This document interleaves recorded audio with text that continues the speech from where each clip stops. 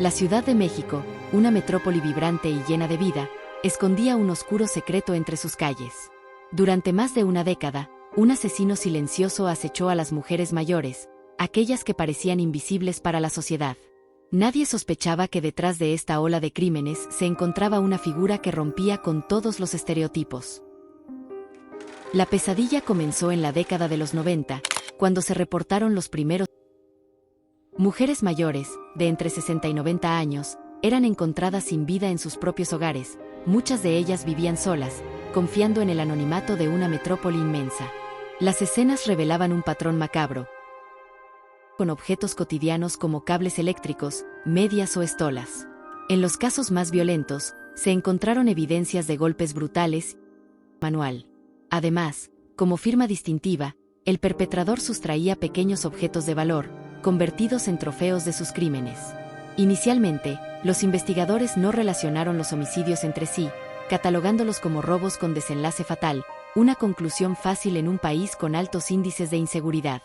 Sin embargo, a medida que los casos se acumulaban, comenzó a surgir un patrón perturbador. Las víctimas habían permitido el acceso a sus hogares a alguien que, astutamente, había cultivado su confianza.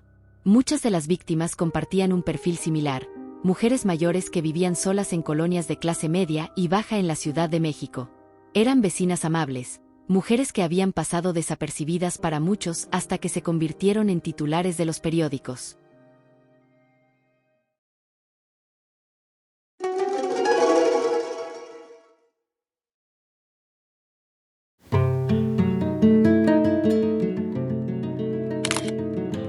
Oficialmente la primera víctima fue María Amparo González, crimen ocurrido en 1998, el cual fue ligado a la asesina serial luego que en agosto del 2004 una mujer fue a la unidad Modelo, Iztapalapa. Las investigaciones encontraron que el crimen de María había ocurrido a unas calles y probablemente por la misma persona. María Amparo era una mujer mayor que vivía sola en su hogar, una condición que la hacía vulnerable a los ataques del victimario. Como muchas de las víctimas posteriores, confiaba en las personas que se presentaban con apariencia amable o con intenciones de ayudar, lo que la persona aprovechó para ganarse su confianza. El crimen ocurrió cuando él o la asesina, aún sin un modus operandi completamente definido, entró en la casa de María con la excusa de ofrecerle apoyo o ayuda en algún trámite. Una vez dentro, la atacó con un objeto cercano, probablemente un cordón o una prenda de vestir.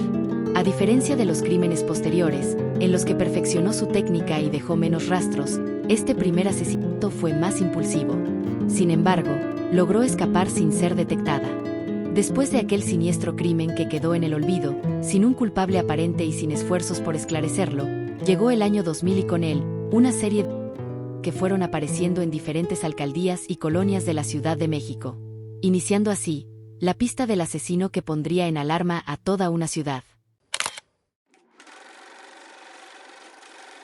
María de Los Ángeles, de 84 años, fue hallada sin vida en su departamento en la delegación Iztapalapa. Se utilizó el modus operandi habitual, ganándose su confianza antes de asesinar. La policía clasificó el caso inicialmente como un robo con violencia. En esta ocasión, fue atacada en su casa en la colonia Moctezuma. Se usó una cuerda para después abandonarla llevándose consigo varios objetos personales.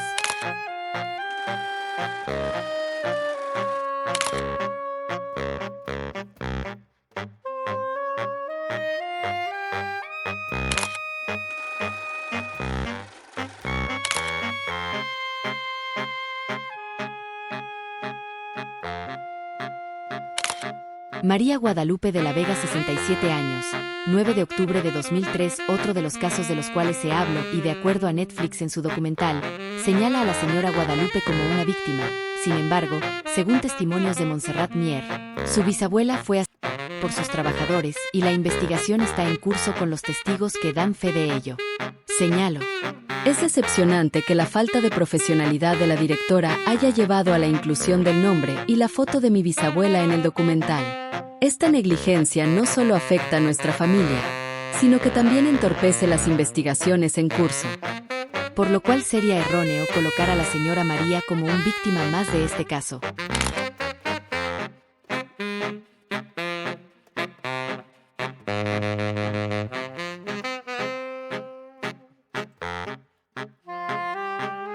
los casos más notorios.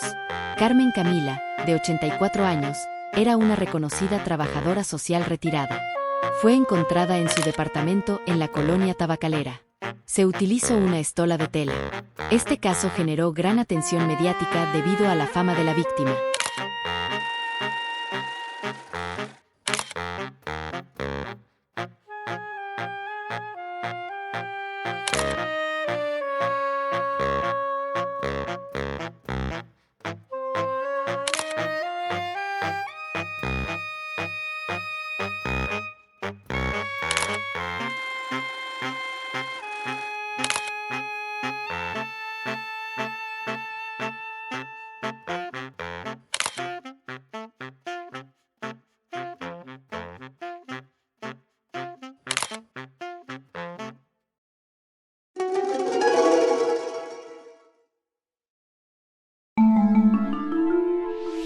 En aquel momento, Andrés Manuel López Obrador era el jefe de gobierno de la Ciudad de México, mantuvo el cargo del 2000 al 2005. Bajo su administración, Joel Ortega fungía como secretario de Seguridad Pública y Bernardo Batis como procurador de justicia del Distrito Federal. La presión mediática y social sobre el gobierno de la ciudad era intensa. Los crímenes de la Mataviejitas estaban generando un pánico colectivo, especialmente entre las mujeres mayores. Con la policía incapaz de capturar al asesino, la percepción de incompetencia gubernamental se convirtió en un problema político. Para demostrar acción, las autoridades implementaron estrategias apresuradas que, lejos de resolver el caso, desviaron recursos y generaron conflictos éticos. Una de las estrategias, tras el aumento de asesinatos y de conocer cómo operaba la asesina de las mujeres de la tercera edad, la policía capitalina implementó un operativo en parques y jardines de la Ciudad de México.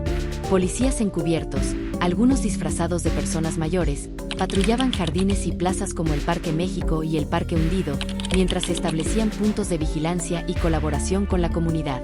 Estos esfuerzos buscaban prevenir nuevos crímenes y recopilar información, pero resultaron insuficientes debido a la capacidad de asesino para evitar ser detectada.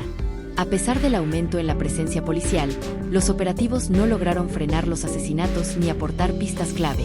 El victimario encontraba a sus víctimas en sus propios hogares, lo que hizo que las estrategias centradas en espacios públicos fueran ineficaces.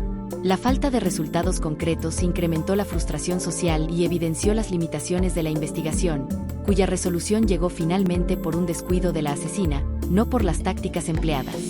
Otra de estas estrategias fue la redada masiva de trabajadoras sexuales, llevada a cabo en áreas céntricas de la Ciudad de México como la Merced y la Zona Rosa. La hipótesis detrás de estas acciones era que el asesino podría ser un hombre disfrazado de mujer, basándose en declaraciones de testigos que habían descrito al presunto culpable como una figura fuerte, masculina que usaba ropa femenina. Decenas de mujeres fueron arrestadas arbitrariamente bajo el pretexto de buscar al responsable. Las trabajadoras sexuales, ya de por sí un grupo vulnerable, se convirtieron en chivos expiatorios para las autoridades, que buscaban mostrar resultados. Las detenidas fueron interrogadas, fotografiadas y fichadas, pero no se encontró ninguna conexión entre ellas y los crímenes. La redada no solo no condujo a avances en la investigación, sino que también fue ampliamente criticada por organizaciones civiles y defensores de los derechos humanos. Se acusó al gobierno de criminalizar a un sector marginado en lugar de realizar una investigación seria y efectiva. El enfoque erróneo de la investigación no solo prolongó la impunidad del asesino, sino que también debilitó la confianza pública en las autoridades. Mientras los recursos se gastaban en redadas y detenciones arbitrarias, la Mataviejitas continuaba asesinato mujeres mayores en la ciudad. Ambas estrategias no sirvieron de nada, ni tampoco aportaron nuevos datos al caso. Por el contrario, evidenció la vaga preparación e investigación de las autoridades.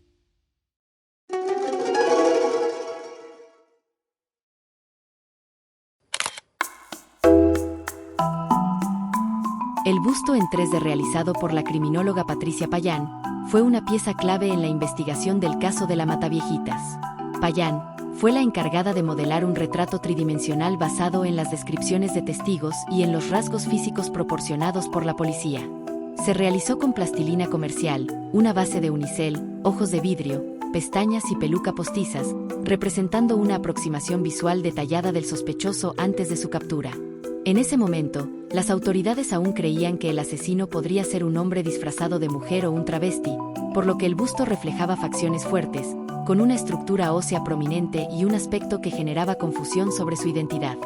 Fue parte del trabajo de la Procuraduría General de Justicia del Distrito Federal y se utilizó como apoyo en la difusión de la imagen del posible culpable en medios de comunicación y en la estrategia de búsqueda policial.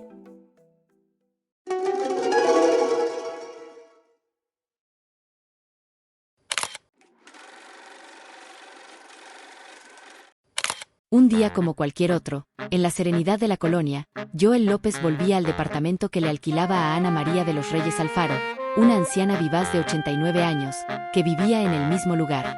Hacía años que Joel era inquilino de Ana, y esa tarde, aprovechando la salida del trabajo, pensaba llamar a su puerta para compartir una limonada, como hacían con frecuencia. Sin embargo, le llamó la atención que la puerta de Ana María estuviera abierta, por lo cual la llamó con un código que compartían, Silbar la Chorreada, de Pedro Infante. Pero no obtuvo respuesta. Es cuando decidió entrar con la intención de buscar a Ana. Sin embargo, cuando llegó a la sala quedó paralizado. Su amiga yacía en el suelo, con el cuello apretado por un cable que después se sabría que era el de un estetoscopio. En el mismo lugar se encontraba una mujer robusta, vestida con un abrigo color rojo, que lo miraba desde el otro extremo de la habitación. Intercambiaron miradas unos segundos hasta que aquella mujer comenzó a caminar hacia la puerta y ganaba la calle. Joel, que hasta ahora había estado en shock ante aquella escena grotesca, finalmente pudo moverse y salió tras ella. La vio a unos 50 metros, alejándose y atinó a gritar: «¡Atrapen a esa mujer!». Atacó a Ana. Lleno de desesperación corrió hacia una estética cercana, en donde trabajaban dos amigas en común, Celina y Magalí, pidiendo ayuda a gritos y con la suerte o coincidencia de que en ese preciso momento pasaba una patrulla por la misma calle quien lo auxiliaron. Metros adelante uno de los policías pudo detener a aquella mujer robusta antes de que lograra ingresar al metro.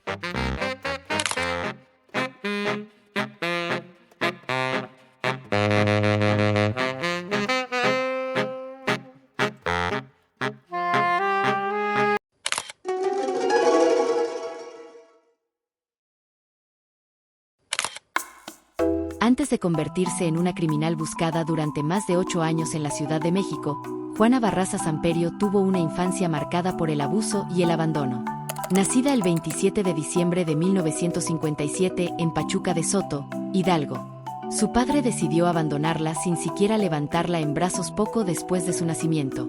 Cuando el hombre se fue, se llevó también al hijo mayor de la pareja, de modo que nunca conoció a su hermano. Con el tiempo, Juana junto con su madre se trasladaron a la Ciudad de México en busca de una vida mejor. Por otro lado, su madre era una mujer alcohólica, quien la cambió a los 12 años por 3 cervezas a un hombre que abusó de ella durante años. Consecuencia de lo anterior, Juana quedó embarazada varias veces. Uno de ellos, José Enrique Lugo Barraza, su hijo mayor, fue asesinado a los 24 años de edad. Este suceso solo incrementaría ya su terrible odio y resentimiento. Con el tiempo, encontró en la lucha libre una forma de escapar de su realidad.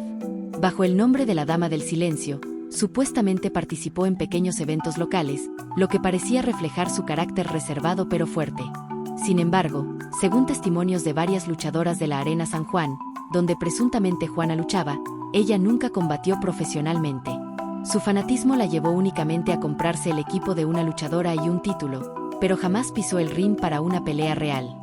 Estos testimonios desmintieron una información que se había tomado como verdad desde su captura, dato que también sirvió como oportunidad para el amarillismo. Una coincidencia notable de este caso fue que, mucho antes de ser atrapada en flagrancia y mientras toda la ciudad la buscaba, Juana apareció entrevistada en una nota del noticiero Meridiano. La grabación la mostraba en la Arena San Juan, dando un simple testimonio sobre la lucha libre, pero además, evidenció la naturalidad que tenía para continuar con su vida mientras seguía cometiendo crímenes. El día de su captura, Barraza llevaba consigo en una bolsa de mano comercial varios objetos, entre ellos productos de aseo personal, joyería, un celular, un barómetro para tomar la presión, así como 2 imágenes religiosas, una de San Lázaro y otra de la Santa Muerte. Además, aquel día dio su propia explicación: odiaba a las señoras porque mi mamá me maltrató, me pegaba y siempre me maldecía. Un día me regaló con un señor grande y yo fui abusada, por eso odiaba a las señoras, Yo sé que no es excusa, no merezco perdón ni de Dios ni de nadie, pero ya lo hice. La madre, a la que Juana ni siquiera nombraba, murió de cirrosis cuando ella tenía 18 años. No la lloró, sino que se sintió aliviada, pero también cargada de un rencor que la llevaría, años después, a odiar a las señoras.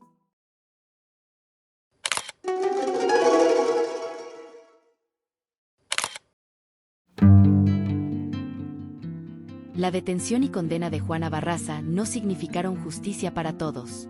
Antes de que ella fuera atrapada, 2 personas habían sido acusadas injustamente de los crímenes de la Mataviejitas y condenadas a prisión: Araceli Vázquez García y Mario Tabla Silva. El 1 de abril de 2004, la policía detuvo a Araceli Vázquez García. Aunque era conocida por cometer fraudes contra mujeres mayores, nunca había cometido un asesinato. Usando un modus operandi similar al de Barraza, Vázquez García se hacía pasar por trabajadora social, mostrando un carnet falso para ganarse la confianza de sus víctimas. Prometía ayudarles a obtener subsidios para mejorar sus pensiones, pero una vez dentro de sus hogares, robaba lo que podía y huía. Ese patrón la llevó a ser vinculada a los asesinatos de la Mataviejitas. Tras ser detenida en uno de sus robos, la policía la culpó de todos los crímenes cometidos hasta ese momento. A pesar de que sus huellas digitales no coincidían con las encontradas en las escenas del crimen y ningún testigo la reconoció, fue presentada ante las cámaras de televisión como la asesina en serie, ante varios periodistas. Obligada a usar una peluca rubia, Vázquez García fue humillada públicamente. Con 48 años en aquel momento, admitió haber cometido robos, pero negó categóricamente ser responsable de los asesinatos. Sin embargo, fue condenada a 23 años y 9 meses de prisión por el homicidio de Margarita Aceves Quesada. La única evidencia presentada en su contra era una huella digital parcial que, posteriormente, se confirmó que pertenecía a Juana Barraza. A pesar de esta revelación, Araceli no fue liberada. Desde entonces, ha intentado sin éxito que se reabra su caso. Simplemente quiero que se esclarezca que yo no fui la que mató, las pruebas están ahí. He estado 18 años callada, declaró en una entrevista desde prisión para el documental de Netflix. En otro documental disponible en YouTube como Cartas a la Libertad, Araceli retoma su caso y nos cuenta parte de su vida, quién era antes y cómo llegó a robar. Nació en Culiacán, Sinaloa, y pasó su infancia entre Sinaloa y el Estado de México debido al trabajo de su padre en Teléfonos de México. Creció en un hogar amoroso y recuerda con cariño su infancia. Desde pequeña, se mostraba determinada y aventurera, destacando por su carácter intrépido. Estudió hasta el 2º año de preparatoria, aunque más tarde logró concluirla. Conoció a su esposo en una estación de camiones, y aunque al principio no quería casarse, terminó formando una familia con él. Asimismo, trabajó en la zona arqueológica de Teotihuacán en una tienda de artesanías, donde aprendió varios idiomas de manera autodidacta. Era un empleo bien remunerado, pero decidió dejarlo por voluntad propia. Su primer robo ocurrió cuando observó a personas retirando su pensión en una pequeña oficina. Se acercó a una mujer mayor haciéndose pasar por trabajadora social y la convenció de que le entregara dinero en efectivo con la promesa de una tarjeta de despensa. De esta manera, realizó múltiples robos durante 5 años en la misma colonia, engañando a sus víctimas con el mismo método. Nunca recurrió a la violencia ni a herramientas para cometer los robos. Con el tiempo, su ambición creció, hasta el punto de robar 3 veces en la misma casa. A pesar de tener dinero suficiente, no se sentía tranquila. Enterraba el dinero por miedo a perderlo y sufría angustia pensando en su seguridad. Fue arrestada después de que la policía comenzara a investigar sus crímenes. Aunque sabía que eventualmente la atraparían, nunca imaginó la gravedad de la acusación en su contra. Ahora, en prisión, reflexiona sobre su vida y las consecuencias de sus acciones. Al día de hoy, sigue cumpliendo su condena, sin justicia a la vista. El caso de Mario Tabla Silva, de 54 años, fue igualmente trágico. Tabla Silva fue arrestado el 12 de septiembre de 2004 después de que la policía encontrara en su casa un estetoscopio, una peluca rubia y una Biblia con un pasaje subrayado, además de un primer homicidio desde 1998. Según los investigadores, este pasaje sugería que creía tener permiso divino para matar. Con estas escasas pruebas, y por el hecho de ser hombre y tener una complexión fuerte, fue condenado por los crímenes atribuidos a la Mataviejitas. En ese momento, la policía todavía creía que el asesino en serie era un hombre disfrazado de mujer, basándose en la fuerza requerida para asfixiar a las víctimas. A pesar de la falta de pruebas contundentes, Tabla Silva fue sentenciado y murió en prisión, sin que se hiciera justicia en su caso. Tanto Araceli Vázquez García como Mario Tabla Silva fueron víctimas de un sistema judicial y policial apresurado por resolver el caso. La presión social y política, junto con la rivalidad entre diferentes sectores del poder, llevaron a la incriminación de personas inocentes.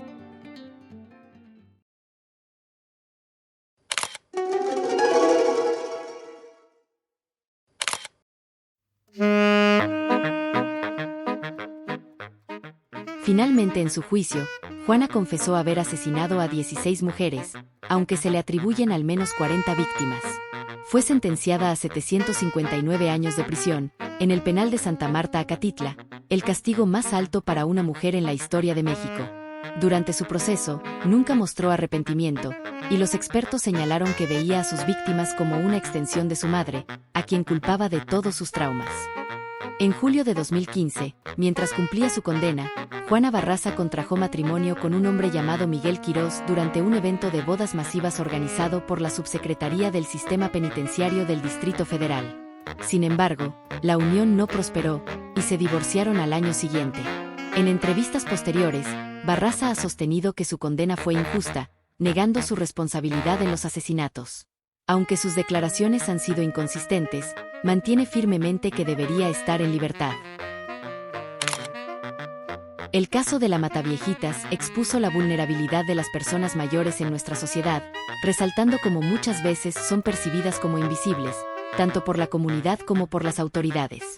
Durante la cobertura mediática, el amarillismo jugó un papel crucial en la construcción de un estigma que no solo deshumanizó a la víctima, sino que también desvió la atención de la verdadera naturaleza del crimen. En lugar de enfocarse en las causas y las implicaciones sociales del asesinato de personas mayores, se utilizó un enfoque sensacionalista que buscaba una respuesta rápida y morbosa, que poco ayudó a entender las complejidades de los hechos. A raíz de ello, muchas veces se cayeron en prejuicios que afectaron la percepción pública sobre el tema, exacerbando el miedo y la desconfianza en lugar de promover un debate constructivo sobre el envejecimiento y el respeto hacia los adultos mayores. Por otro lado, las víctimas, tanto las personas asesinadas como aquellas que, en el proceso, fueron injustamente acusadas, son las que realmente sufrieron las consecuencias más graves. En el caso de los acusados erróneamente, muchas veces se utilizó la presión mediática para crear chivos expiatorios, contribuyendo a la injusticia. Las verdaderas víctimas, las mujeres mayores, fueron despojadas de su dignidad y de la oportunidad de vivir una vida plena.